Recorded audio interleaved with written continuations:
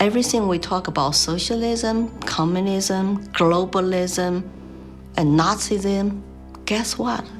It's all collective society. Collectivism on an international level is essentially known as globalism, which is often promoted as a framework for unity and sustainability.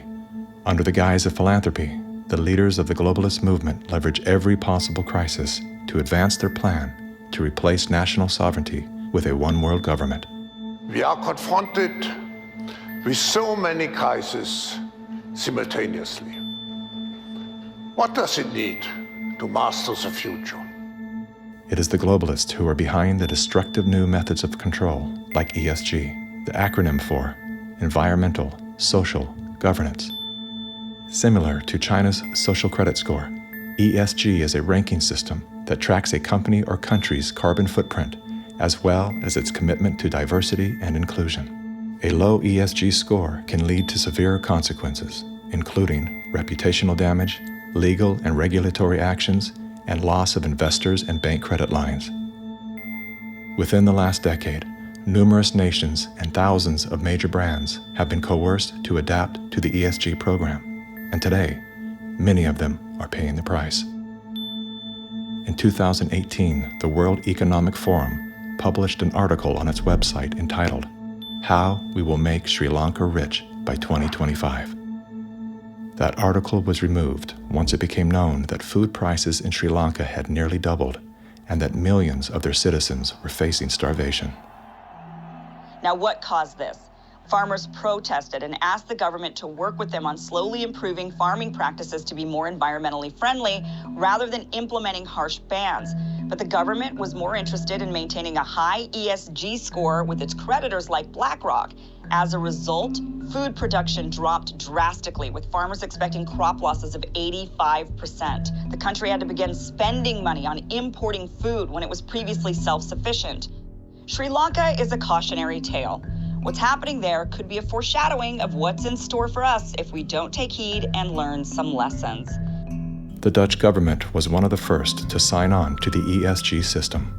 Dutch farmers pleaded that the rush to adapt to extreme new regulations would result in the destruction of the country's food supply. The Netherlands is the second largest agriculture exporter in the world, earning the title of the tiny country that feeds the world. A collapse of their system could trigger a global food crisis. Yet, the Netherlands Prime Minister continued to persecute Dutch farmers until they were forced to revolt. Where do you find still such a prime minister in the world? You find it in the Netherlands, and it's Mark Rutte. And remember, too, the Netherlands is the pilot program of the World Food Hubs, and the World Economic Forum has assigned to the Netherlands what they call this Global Secretariat, using ironically a communist term for it.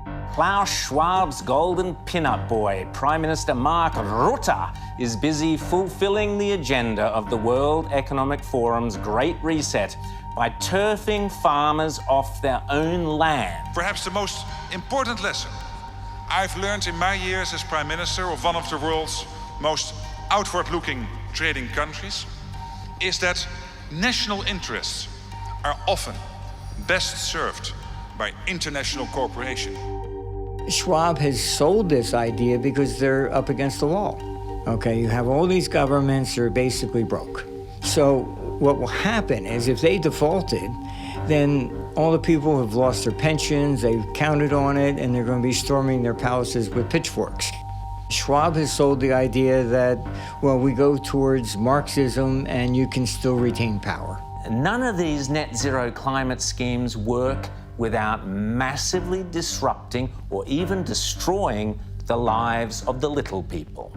If you think about what created wealthy people wealthy throughout the many years of our human history, was the ownership of land. And you have governments right now that are looking to take ownership of real estate, and it's happening everywhere. And you have this movement of individuals kind of going like, hey, like people should never profit off of real estate. And unfortunately, that ideology is what the government is using to take control. If we look at data from 2001 to 2015, there is a slow and steady trend towards more corporations owning single-family homes, apartments, office spaces, and less individuals actually owning real estate. Blackstone Group actually recently raised a record of $50 billion to take homes from American families. During the pandemic, when all people were ordered to lock down indoors, why did governments around the world make exceptions for mass protests? We've all heard the term fire sale. In this case, it's not a metaphor. When a community is damaged by protests, the value of local properties plummet. Investors then gobble up the devalued real estate for pennies on the dollar. In many cases, the leaders of the decimated communities receive kickbacks for allowing this transfer of wealth. Big companies and investment firms swooping in and buying up some of the only affordable homes in your neighborhood. The more you have individuals not own their own home, the more you have individuals not financially independent, creates more dependence on big financial corporations that profit off of mass people. So we are going towards a world where the people are owning nothing. I always say, like, if we don't own anything, well, who does? Bill Gates, business magnate, software developer, philanthropist, nation's largest farmland owner. Gates owns nearly 270,000. It's a reinstitution of Marxism where, communism owned all the property. In his Communist Manifesto, Karl Marx wrote, "The theory of communism may be summed up in a single sentence: abolition of private property." Karl Marx was a German philosopher and social theorist who lived in the 1800s. He is the co-author of the Communist Manifesto, which has been referred to as the Bible of Communism. His theories of class conflict and dialectical materialism were instrumental in shaping socialist and communist movements worldwide. Joseph Stalin, Vladimir Lenin, Leon Trotsky, Mao Zedong, Che Guevara, Fidel Castro, Kim Jong-un, Hugo Chavez, Nicolas Maduro, and many other communist revolutionaries have cited Marxism as the foundation of their political ideologies. Marx rejected all concepts of God, as well as the traditional family. According to members of his own family, Marx was emotionally, verbally, and physically abusive. His wife, Jenny, was plagued by depression, which was compounded by Karl's adulterous impulses and his inability to provide for his children. Despite his privileged upbringing and formal education, Karl Marx was often unwilling to work and instead relied on the financial support of friends and family. So Jim Rickards has just recorded a video that's not available to anyone in the public, and he's going to be talking about how this upcoming recession is going to be fast, it's going to be bloody, it's going to be nasty. But at the same time, he's going to show you how you can position yourself to profit from all of this chaos. Now, we've made this video only available to our viewers. Go to londonreal.tv/Jim. Watch that immediately. I can't say enough good things about Jim Rickards. He understands the global economic system better than any guest I've ever had on London Real.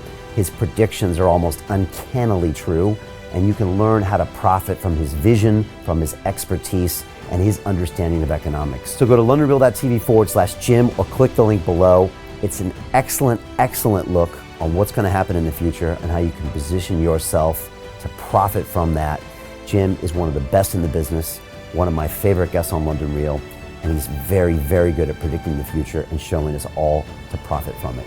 So click the link, and I hope you enjoy. Hey, it's Brian Rose, founder of the DeFi Academy. I've told you my 4-week crypto bootcamp is amazing, but don't take my word for it. This is what my students are saying. The DeFi Academy was an amazing experience for me. It took me totally out of my comfort zone. In this course, I was challenged, I was held accountable, and pushed to do things that honestly weren't always easy. It's been phenomenal, and I can't believe we're already up on our 4 weeks. It has flown by. Going through this DeFi accelerator by far was one of the best courses I've taken. You do this course, you really get into the nitty-gritty of the activities that will make you comfortable with decentralized finance. Thank you so much to Brian and everyone at London Real and the DeFi Academy for even putting together an amazing course like this. Anybody else that wants to do it, please sign up. It is well worth the money.